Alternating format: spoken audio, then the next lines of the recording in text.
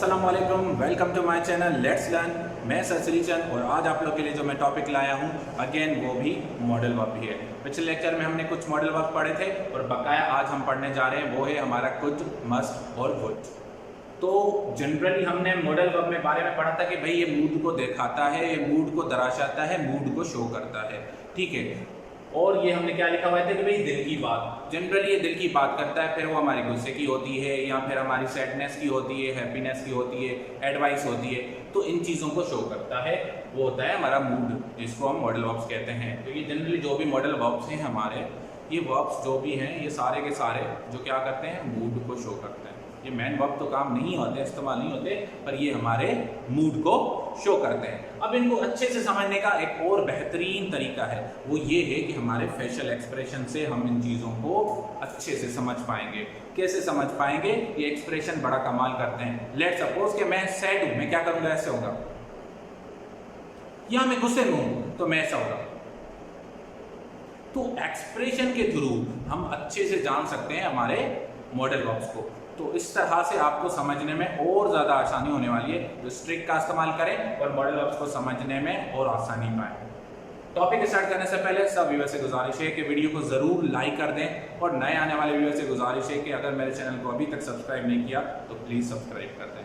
हाँ, एक और बात कि प्लीज़ वीडियो को अंत तक देखा करें, इसमें बहुत कुछ आपको सीखने को मिलता है। तो प्लीज़ ये क्लिक करके फिर इसको चले ना जाया करें, वीडियो को पूरा अंत तक देखा करें। आए चलते हैं हमारे टॉपिक की तरफ। तो जैसे कि हमने बताया कि भाई मॉडल वर्ब्स हैं वो मूड को शो करते हैं, दिल की बात को शो करते हैं और वो जो है हमारे फेशियल एक्सप्रेशन के थ्रू जाने जा सकते हैं, ठीक है। तो सबसे पहले आज जो हम मॉडल वर्ब पढ़ने जा रहे हैं वो है कुड। जी भाई, कुड होता है क्या है? कुड है past tense of can. Can हमारा मॉडल वर्ब था, हमने अपने प्रीवियस लेक्चर में पढ़ा था, उसका ये पास्ट टेंस है कुड। तो भाई कुड हमारा मॉडल वर्ब है, जनरली ये मूड को दिखाता है, पर उसमें क्या क्या चीजें दिखाता है? भाई ये हमारी दो चीजें दिखाता है। एक तो है पोलाइट रिक्वेस्ट, गुजारिश। एक तो हम गुजारिश करते हैं पर एक पोलाइट वे में करते हैं और धीमे वे में, अच्छे लहजे से और झुके हुए अंदाज में जब हम रिक्वेस्ट करते हैं, this is what called polite request, ठीक है। जैसा नहीं कहा कैन यू प्लीज वाटर मी, है ना, ये प्रेजेंट हो गया। अगर मैं इसको पोलाइट रिक्वेस्ट को शो करूं कि भाई कुड यू प्लीज वाटर मी, तो लहजे से आपको समझ आ रहा है कि मैं जो रिक्वेस्ट कर रहा हूँ वो पोलाइट वे में कर रहा हूँ। तो पोलाइट वे में जब रिक्वेस्ट की हम बात करते हैं तो हम कुछ इस्तेमाल करते हैं। पर इसी तरह से अगर मैंने जो कैन कहा कि कैन यू प्लीज वाटर मी, तो ये रिक्वेस्ट ज़रूर होती है पर ये वाली इनफॉर्मल वे में होती है, इसमें ज़्यादा रिस्पेक्ट की हम बात नहीं करते। उस हिसाब से फिर हम मे का भी यूज़ कर रहे होते हैं। क्लियर है गाइस? ठीक है। और दूसरी ये जो चीज पॉइंट हमें शो करता है वो है एबिलिटी इन द पास्ट। गुजरे हुए वक्त में किसी चीज, बंदे की, मेरी या किसी और की एबिलिटी, काबिलियत, सलाहियत उसकी क्या थी, वो क्या करने के कायल था, वो क्या उसमें क्षमता थी, वो क्या कर सकता था, गुजरे हुए वक्त की बात करता है। एग्जाम्पल दे रहा हूँ, जैसे आई कुड रन फास्ट, मैं तेज दौड़ सकता था, ये मेरे माजी की एबिलिटी है। मैं शायद मोटा हो गया हूँ, थोड़ा हेल्दी हूँ, तो शायद मैं भी ना मैं इतना दौड़ पाऊँ, पर ये मेरी एबिलिटी थी माजी में, तो ये माजी की एबिलिटी को भी शो करता है कुछ। आए अब जानते हैं एग्जांपल्स के थ्रू।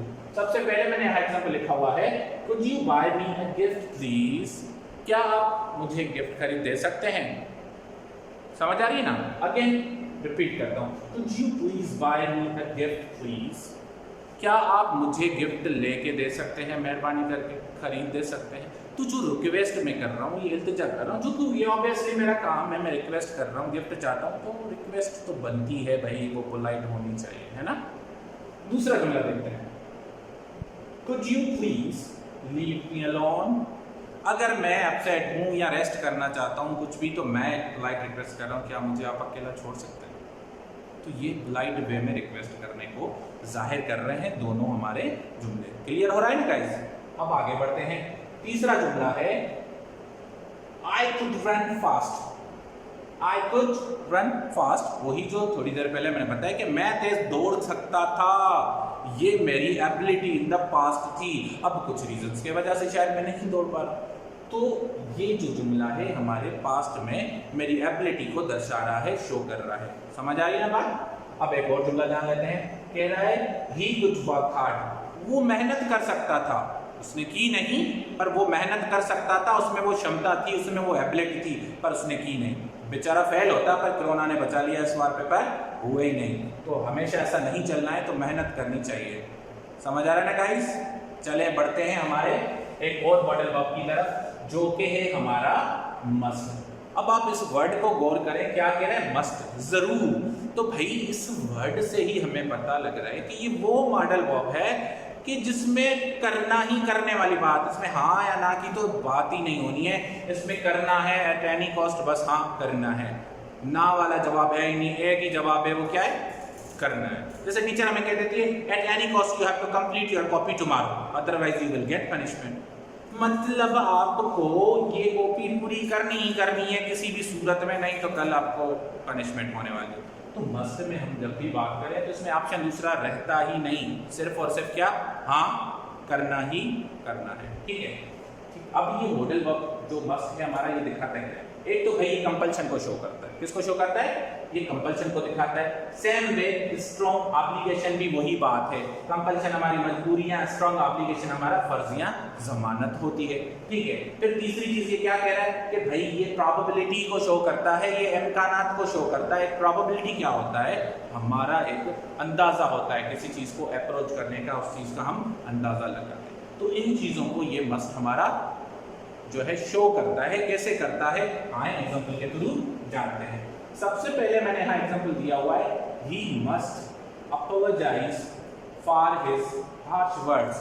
मतलब उसको जो उसने हार्श वर्ड बोले हैं उसके लिए उसको किसी भी कीमत पे उसको जरूर माफी मांगनी चाहिए। तो बात आ गई अगेन किसकी? मस्ट की, कि भाई इसने हार्श वर्ड जो है, गलत अल्फाजी, तलक अल्फाज उसने इस्तेमाल किए।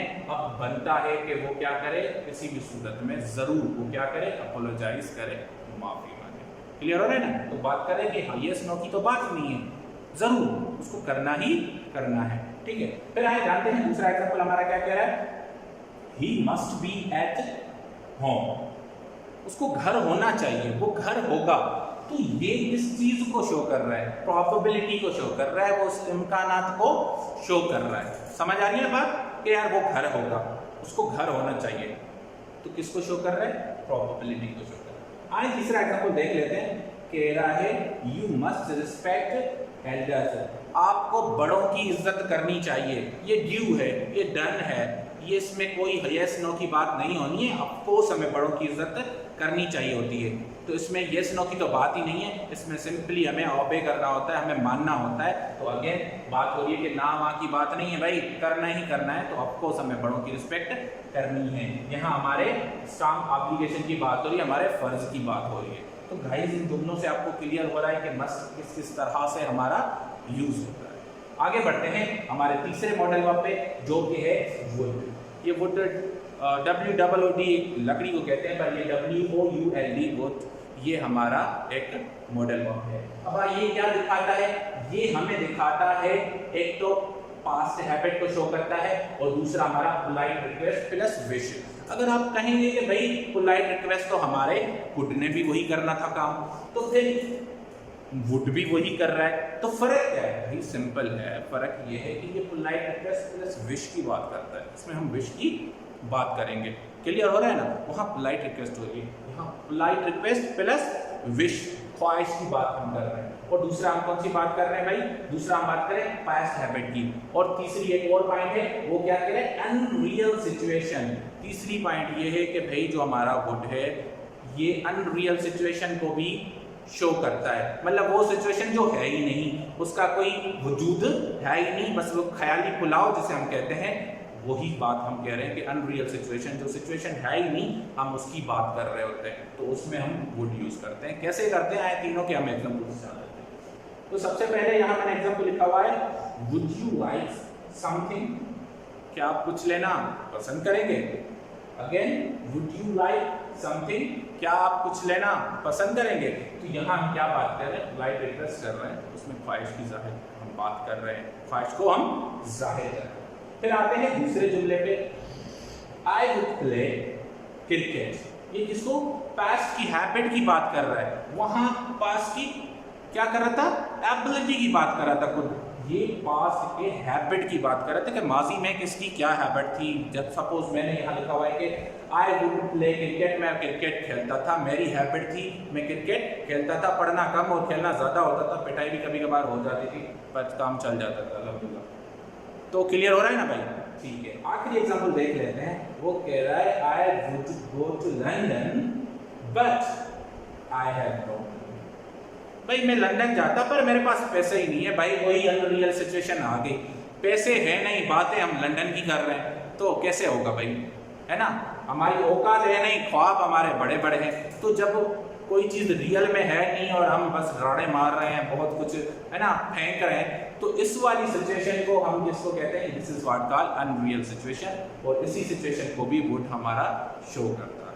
तो गाइज ये था आज का हमारा लेक्चर। उम्मीद करता हूँ आपको बहुत पसंद आया होगा और समझ भी आया होगा। अपनी राय का इजहार कमेंट बॉक्स में ज़रूर करिएगा। मिलते हैं एक नए टॉपिक में, तब तक के लिए अल्लाह हाफिज़। Thank you so much.